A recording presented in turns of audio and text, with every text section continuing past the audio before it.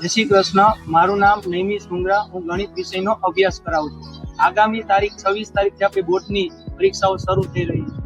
ત્યારે બધા બાળકોને મનમાં એક જ ડર હોય છે, ગણિત વિષય.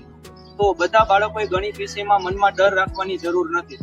ખાસ કરીને જે આપણે નબળા વિદ્યાર્થીઓ છે, જેને પાસ કરવામાં ઘણી બધી મુશ્કેલી આવતી હોય છે, તો નબળા વિદ્યાર્થીઓએ ખાસ કરીને ગણિતની અંદર ચેપ્ટર નંબર 13, ચેપ્ટર નંબર 14 અને ચેપ્ટર નંબર 6 ની અંદર થેલ્સનો પ્રમેય, આ 3 વસ્તુ ખાસ કરીને કરી લેવાની રહેશે. એટલે આરામથી એ લોકો ગણિતમાં સારા માર્ક્સ મેળવી શકે છે.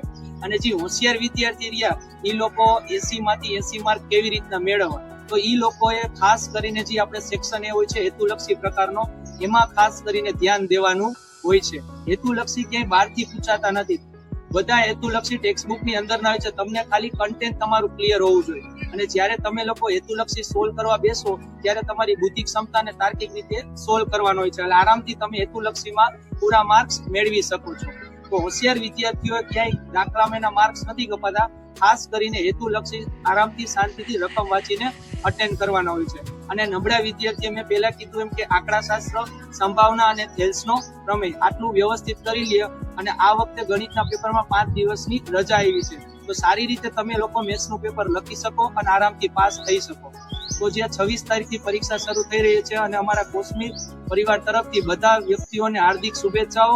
All the best. Thank you.